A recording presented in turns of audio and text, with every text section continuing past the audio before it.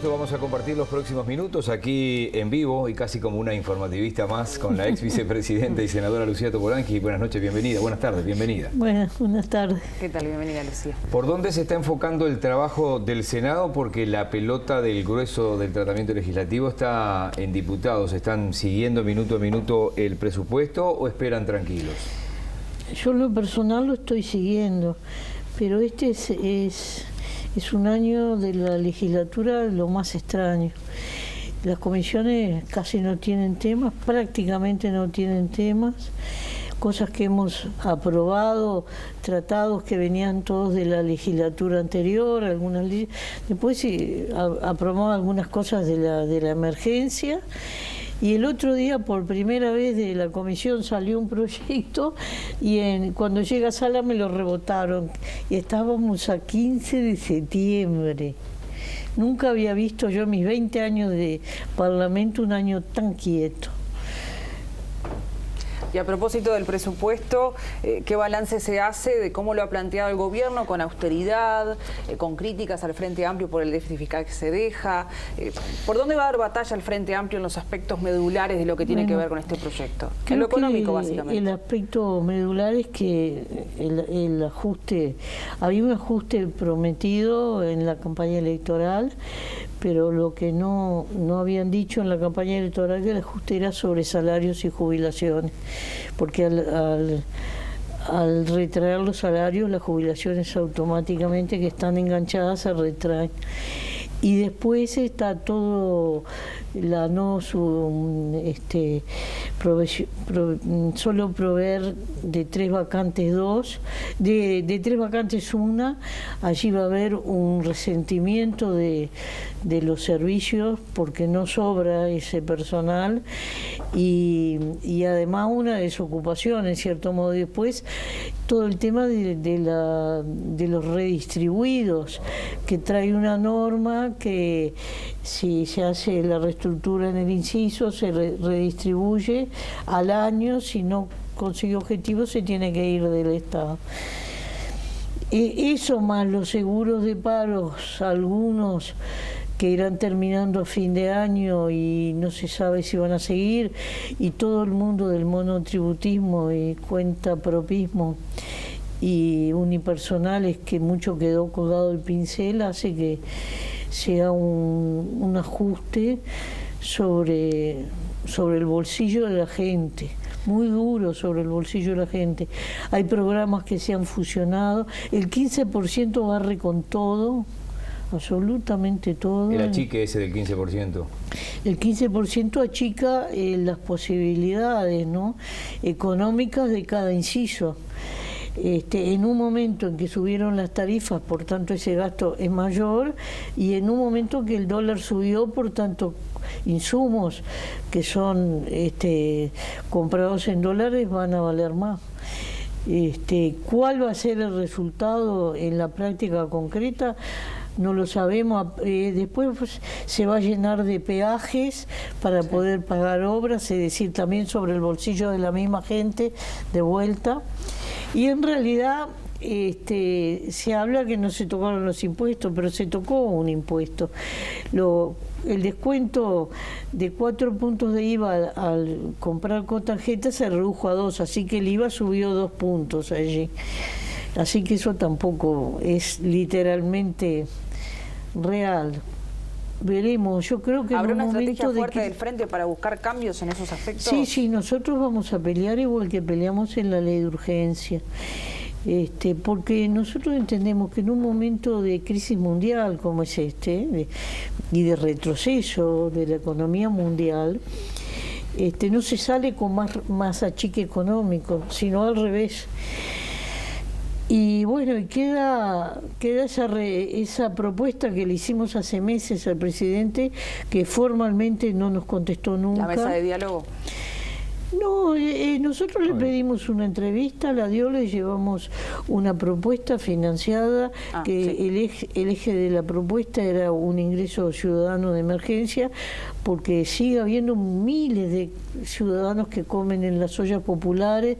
Las ollas están teniendo problemas porque las donaciones van menguando y ahí no han tirado ni un caramelo, ni un fideo tiraron para ahí.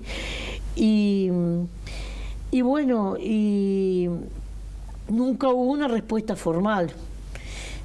Él ha dicho cosas a la prensa, sí, pero nosotros no somos la prensa, somos el partido político con más votos del país.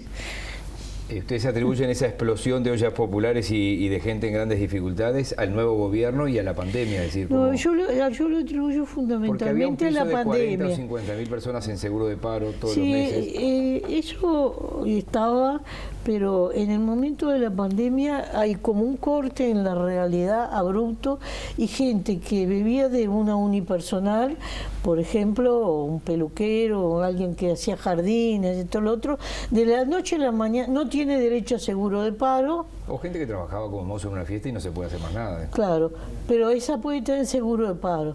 Pero estos no tenían nada, porque son patrones de sí mismos. Sí, claro. Son los verdaderos emprendedores. El emprendedurismo es maravilloso, pero hay que apoyarlo. Y no hay ni una medida de apoyo al emprendedurismo. Esos 2 créditos de 12.500 pesos que hubo, ¿no? Esos 2 préstamos.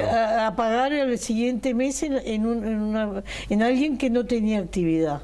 Entonces la gente era como meterse en la boca del lobo. La gente no es tonta. Esa gente quedó de la noche a la mañana colgada del pincel. Alguna, en la medida que después la sociedad se fue reabriendo, pudo retornar, pero con un esfuerzo de cero, porque la persona que tiene ese cliente rutinario y lo perdió, ahora tiene que hacerlo de vuelta. Y ese es el drama mayor que tiene Uruguay. Y a eso no va a haber inversiones casi públicas. Cuando hay inversión pública, tanto de la administración central como de las empresas públicas, eso tira de la economía.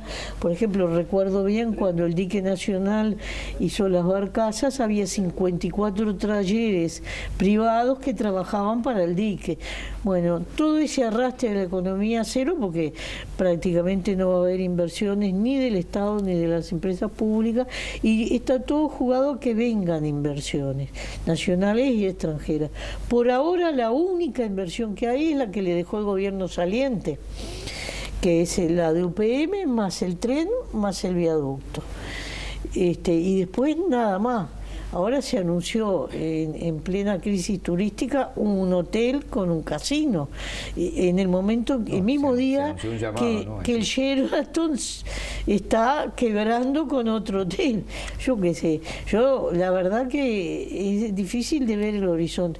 ¿Qué va a pasar con el comercio mundial? No lo sabemos. Entonces la realidad es penosa para muchas familias. Tuvieron que pasar lo más duro de la cuarentena de muchas zozobras. Ahora seguimos todavía en situación todavía no se ha levantado la situación, y hay mucha gente que está con mucha dificultad de trabajo y comiendo, porque hay solidaridad barrial. Entonces, nuestra preocupación es esa. Nosotros vamos a tratar de buscar en el presupuesto los mayores equilibrios posibles. Y este país gestionó bien la parte sanitaria, porque heredó del gobierno anterior un sistema nacional integrado de salud que venía desde el 2008, sólido, en el que se pudo apoyar, y no tuvo el escenario de Chile, de Perú, de Ecuador, de Bolivia, de Brasil, de Argentina. Como una nota en un informativo es más breve, la llevamos a otros temas. Caso Manini Ríos, que tiró arriba de la mesa como argumento que me termina de convencer lo que había dicho el senador Mujica. La decisión del Frente Amplio fue actuar igual que en el caso de Bianchi, es decir, si él era procesado, terminada la pena, retornaba. Así que eso es un pretexto. Yo creo que Manini tiene temor de ir a la justicia y de ser procesado. Yo creo que eso es lo que pasa en el fondo. Y en la multicolor se precisan todos los votos para sacar el presupuesto. Es así de prosaico. ¿Usa Cabildo abierto tema. para sacarlo? Sí, ellos tienen esos 3 votos que tiene el Senado y los 11 que tiene la Cámara de Diputados. Fíjese que en diputados el Frente tiene 42 votos. Si le faltan los 11 de Cabildo y están en contra los 42 del Frente, no llegan.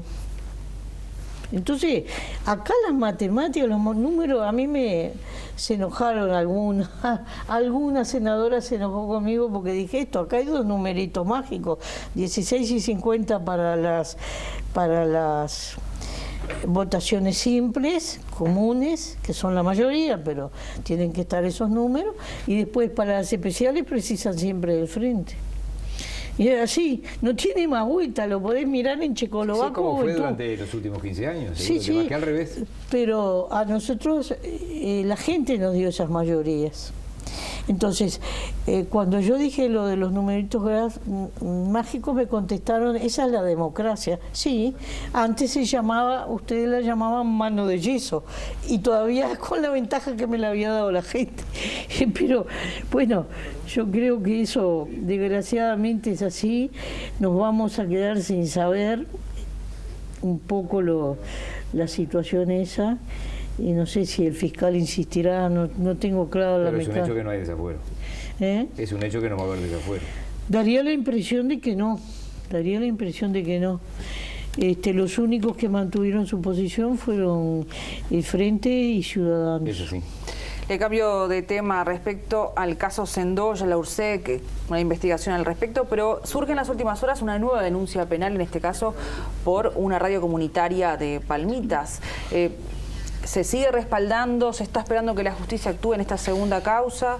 Ahí hay una información hoy que abarca a Lombide, que era el jefe de Sendoya, y a Sendoya, a los 2. Esa es la primera precisión, porque sí, hay cierto direccionamiento en algunas cosas. Y nosotros, por ahora, en la medida que, porque se habló de una carpeta verde, eso se descartó, se habló del triturado de los papeles, eso quedó descartado, hicieron el examen de las computadoras y los celulares, eso quedó descartado. Entonces, y ahora surge una nueva denuncia. Sí, esa no sé cuál es. Sí, hablan de una radio comunitaria. ¿Qué va a pasar al fin de este cuento? Ustedes por ahora lo mantienen ahí en Nosotros suspenso. tenemos que, ahora estamos enchufados hasta el 27 en la cuestión electoral. Campaña. El 27 creemos que hay que hacer un esfuerzo, la gente puede votar, no hay ningún riesgo de salud, no es como ir a un baile, es una cosa bien distinta, y la Corte Electoral ha sido seria en las precauciones. Así que nosotros estamos trabajando. Después evaluaremos, porque es también un perjuicio no tener una mirada de la oposición en una empresa pública tan importante como Antel, donde se han tomado algunas medidas discutibles. ¿Por ejemplo?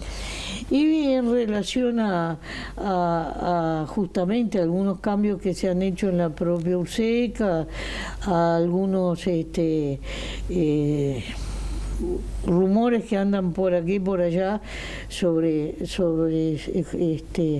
porque no sé cómo va a jugar esto con la ley que está en discusión en la Cámara de Diputados sobre las comunicaciones. La ley de medios. La llevo rápidamente a un último tema. El ciudadano común ve que el ministro de Ganadería ayer dice no tuve tiempo de informarle al presidente, hoy como que dijo alguna otra cosa. El presidente dice yo no voy a leer todos los artículos. Un diputado, Mujica precisamente del Partido Nacional, que era el Frente Amplio, dice los otros presidentes no leían ningún artículo. Los otros que firman sin leer las actas. En lugar del ciudadano... El tema de la UAM está terminado, porque la Intendencia rescindió el contrato, entonces la UAM en este momento es una sigla vacía, no tiene predio, no tiene... Y entonces el Mercado Modelo mudará para esa locación el Mercado Modelo, con el nombre Mercado Modelo, los productores no van a tener ni una zozobra y eso sigue para adelante. Salvo que el gobierno esté dispuesto a sentarse a negociar. Seguro. Hasta ahora no hemos visto. Y el resto de que no leyeron esto, que no como ciudadano, el ciudadano común, ¿cómo lo ve esto? Ese fue un proyecto que empezó durante la intendencia de Mariano Arana, fue un proyecto muy ambicioso. Eso lo tengo claro, pero digo el tema de... financiado, entre otras cosas, por el SUSIBE. El SUSIBE es la patente garantía, seguro, que pagan los montevideanos, pero ese mercado remite Canelones, remite Salto. Es una generosidad muy grande del ciudadano montevideano. Entre otros detalles, 90 millones.